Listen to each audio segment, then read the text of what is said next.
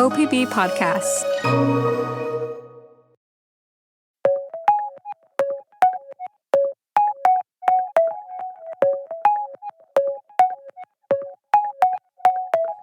From the Gert Boyle Studio, it's OPB Politics Now for Thursday, August 21st. County governments help prop up daily life in Oregon. For generations, their services have been funded by what our state is known for: trees. But now that could change. Will President Trump's big, beautiful bill send cash-strapped counties into financial ruin? Let's dig in. Welcome to the podcast. I'm OPB politics reporter Bryce Dole. And I'm OPB Public Lands reporter April Ehrlich. April, thank you for being here. It's nice to see you. Thank you. You and I have something in common in that we've both worked and lived in many different parts of Oregon. Could you just tell us a little bit about where you were before you started working here at OPB? Yeah, so I started my reporting career in the Treasure Valley, which is a cluster of cities that are on the Oregon-Idaho border, very, very, very far eastern Oregon. From there, I moved to Sutherland, which is a small town next to Roseburg. In true Oregon fashion, I lived between a head shop with a giant smoking joint on its roof and a lumber facility that had a chainsaw carving dedicated to President Donald Trump. You're kidding me. Yeah, they actually made that ahead of the 2016 election. So, yeah, it was interesting time. Mm-hmm. So from there, I moved to Talent, a small town next to Ashland near the California border. And that's when I lived through the massive Alameda fire. Destroyed like 2,600 homes, including a lot of everything across the street from me. But my house ended up being okay. And anyway, I stayed there for another year and moved here to Portland after I got a job at OPB. So I've experienced all sorts of different worlds that Oregon has to offer, from the dry sagebrush desert on the east side to the thick, dry forests down in southern Oregon and back up here to the big metropolis that is Portland. Mm-hmm. And I can only imagine that in some of your reporting jobs, you obviously covered local government and politics, which we're going to talk about a lot today. But I just wonder, what did you learn over time about some of the issues that matter most in the communities that you were covering and that you were living in, and how has that evolved as you've begun to cover public lands and the timber industry and that sort of thing? Yeah, I mean, I would say for the most part, the same things interest people in rural towns as they do in metro areas like Portland. People really want to read about political drama, funding issues, school sports, construction projects that might tie up traffic. But I will say that public lands play a bigger part in people's lives in rural areas, simply because they're so close to them. These lands provide jobs. People work in the timber industry. They, cut trees or they mill lumber. They could work for the federal government doing administrative work or fighting fires or scoping the forest as a park ranger. And so these lands also bring in tourists. So hikers, campers, international travelers wanting to see Oregon's iconic Crater Lake. So not only are these lands providing jobs to people, they're also creating a tourist economy supporting small businesses. And on top of that, people like to spend time in forests and the deserts that they live near. So these lands provide things to do on the weekends. People are fishing, hunting, camping, driving ATVs with their friends. So in many ways, public lands are the lifeblood of Oregon's rural counties. So any major policy changes that affect public lands, specifically those owned by the federal government, can alter rural economies and people's lives. On top of that, policy decisions are happening all the way on the other side of the country in D.C. There's this general resentment that, D.C. politicians and metro areas are making decisions about lands that they may not be as familiar with, not in the same way as the people who live near and work in these areas. Mm-hmm. And that is also seems to be what has created a lot of what we hear about the urban-rural divide, that, politicians from heavily populated, largely liberal and democratic areas are, passing policies that affect largely conservative areas and rural areas in ways that, perhaps are not fully understood or maybe not. They create a lot of that division. Would you say that's right? Yeah, I would say so. I mean, every community is different, but I would say that, yes, there is this urban-rural divide where we have rural areas that are far from places where politicians make big decisions that could affect them. And, there is some resentment that these politicians, that these big metro areas don't really understand what it's like to live and work in these vast public lands. Mm-hmm.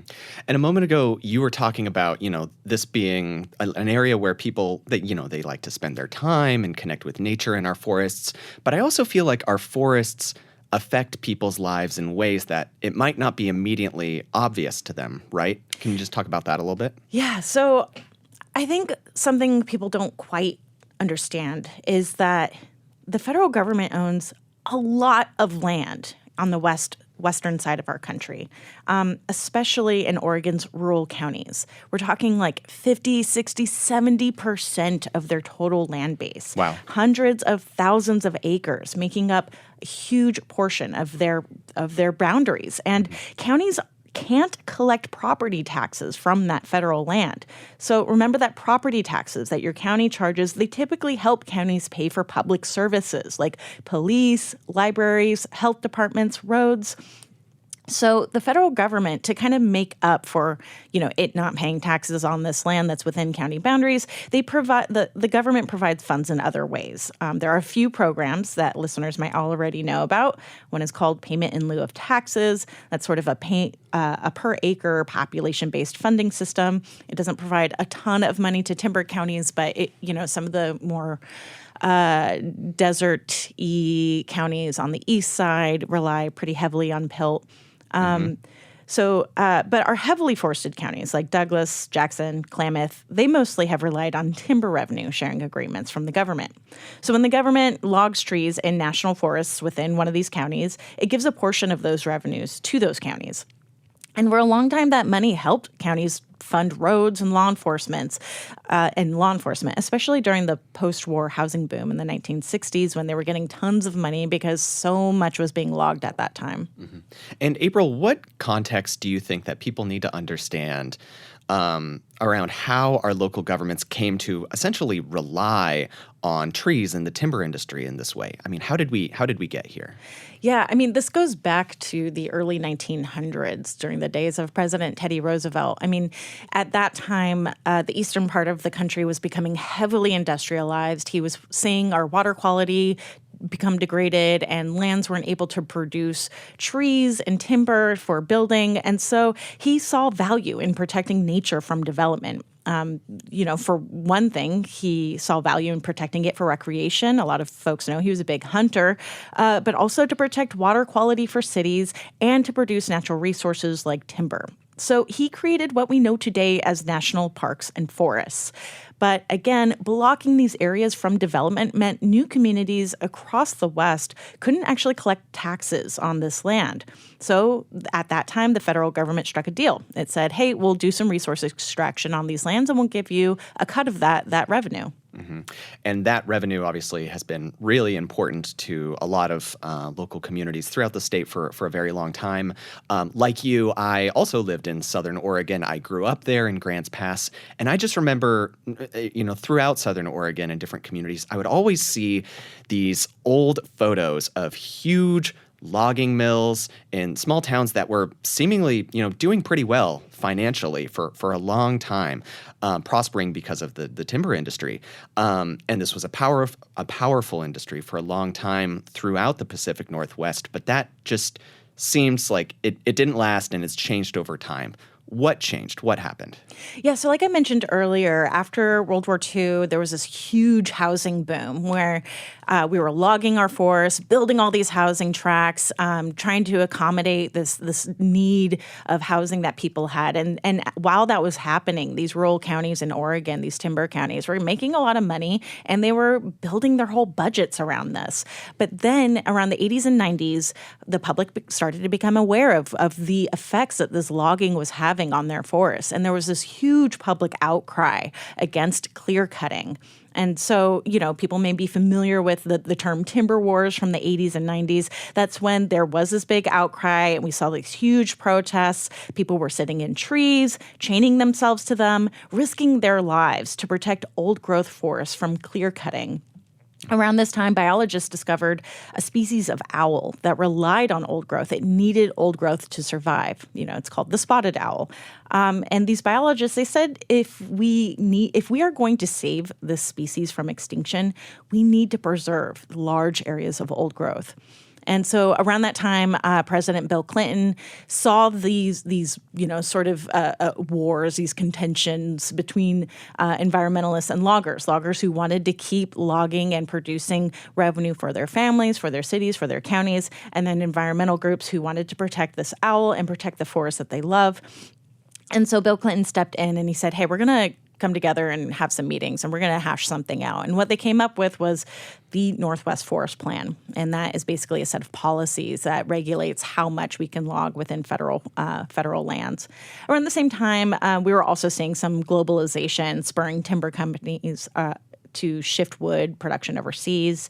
We were getting more advanced machinery that allowed mills to decrease labor. So we saw a decrease in logging because of environmental restrictions like the Northwest Forest Plan and a decrease in milling jobs, both of which hit rural counties really hard. It seems like there's just a lot of compounding issues there, one after the other.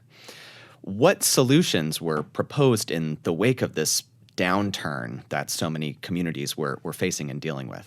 Yeah, so because of the decrease in jobs and the decrease in logging revenue, counties were struggling really bad. They took a huge financial hit. They had to close libraries, they gutted sheriff's departments. It was pretty bleak. So in the early 2000s, the federal government came up with a potential solution called the Secure Rural Schools Program. And that would basically send money to school districts and counties. And timber counties can choose between secure rural schools or getting a share of timber revenues. And which option do communities generally go with? Well, they generally go with secure rural schools because the payments are larger. The program essentially decoupled counties from having to rely on logging. But the problem is Congress needs to reauthorize secure rural schools every couple of years, and it hasn't done that since 2023. That means counties right now are back on timber revenues, which are significantly smaller than what they've been getting for the last 20 plus years. Can you just give us an example of what secure rural schools does for a single county? Yeah, I mean, it essentially covers some sheriff's departments for counties. Like in Klamath County, I spoke to one of their commissioners, Derek DeGroot. He says without secure rural schools, his county is going to just rely on emergency funds. 100% of the patrol function for Klamath County is paid through secure rural schools. There's about $25 million left in reserves. And once those dollars are gone, if we're not able to fix this, we wouldn't be able to have a law enforcement presence in Klamath County. We wouldn't be able to have a means to pay for it. And why hasn't Congress renewed secure rural schools? And have any lawmakers suggested that they want to restore it at this time? Yeah, I mean, all of our congressional leaders say they want to restore it. U.S. Senators Ron Wyden and Jeff Merkley, both Oregon Democrats, have introduced a bipartisan bill that would reauthorize secure rural schools, and it passed the Senate unanimously earlier this year, but it remains stalled in the House. I asked Congressman Cliff Bentz, an Oregon Republican, if he's doing anything to push that bill forward, but he says he's working on something else. We are at this point working to include it in another bill, and we think we have support for it. We think it's going to happen. I've asked for more details about this bill, but have not gotten a response from his office. But OPB did attend a meeting in the Dalles this week where Bentz said the reconciliation bill needed to send all timber revenues to the federal government. Otherwise, it may have been thrown out. When I talked to Bruce Westerman about this, the one who was the architect, he said, look, we had a choice. We couldn't keep the tax portion that's paid when you take timber out to the county. We couldn't keep it and get this provision through the reconciliation process. So we had to say that if timber is taken out of the woods and you pay money back to the federal government, all of that money goes to the federal government. That was required by the reconciliation process. The bottom line is at least we still get to take timber out of the woods over and above that which we used to take out. So we've been covering the budget challenges facing local governments a lot this year here at OPB. I think at one point there was like more than 20 counties in Oregon that were forecasting a gap a financial gap in their budget. And a lot of cities were obviously dealing with the same thing. Many government officials blame this trend on stagnant property tax revenues that just aren't keeping pace with rising inflation and personnel costs that have gotten a lot worse than since the pandemic. What is at stake for some of these counties that you talked to now that Congress passed this year's budget reconciliation bill? Yeah, so I mean, folks probably are familiar with recent news about the Trump administration implementing widespread cuts across the federal government, especially to land agencies like the Forest Service and the Bureau of Land Management. Thousands of people have lost their jobs, including people living in Oregon's rural counties that worked in those public lands that I mentioned earlier. But more than that, local governments have stopped receiving critical funding for things like emergency management, disaster preparedness, transportation. And the reconciliation bill, what Trump calls the One Big Beautiful Bill, takes even more away from timber counties. The bill requires federal agencies to ramp up logging. But instead of giving a share of those revenues to counties, which it's been doing since the early 1900s, it's actually going to send all of those revenues directly to the U.S. Treasury. So none of those timber revenues from those new logging contracts are going to go to counties. That means they've not only lost secure rural schools, but also new timber payments. They will get nothing for the cost of having huge chunks of untaxable federal land within their boundaries. Wow. I spoke to Curry County Commissioner Jay Trost what this means for his region. Those are the receipts that allow us to tread water. That's the best way I can put it. And the removal of those means we are sinking. Still, Trost believes this provision in the bill was an oversight. He's fairly confident that Republicans in Congress will restore timber payments within a year. So it just seems that there are still big, lingering questions overall, right? But I have to wonder, what do you think this moment says about Oregon and about our reliance on the forests and the timber industry in this way? I think what we're witnessing right now is a falling apart of the federal government as a coagulating source that makes the United States united. And instead, we have states and local governments that are being told they need to go this on their own. They need to find their own funds and create their own policies. But the federal government is still responsible for more than 600 million acres of land. And that's not land that states or counties can do anything with, not unless the federal government either transfers it over to them or sells it to private buyers. But states really can't afford to manage that land. So some land experts surmise that we're headed toward greater privatization, meaning more public lands may be sold off and developed. Wow. Well, April, thank you so much for your reporting. We really appreciate it. You're welcome. This week's episode was produced by Andrew Thien, and our audio engineer is Naleen Silva. Our music comes from Audio Network. In these uncertain times, we are certain that you have questions about local politics. Maybe we can answer them. We would love to hear from you. Email us at opbpoliticsnow@opb.org. We'll be back next week with more political news from across the Pacific Northwest. Until then, you can find all of OPB's reporting at opb.org. Thanks for your support, and thanks for listening.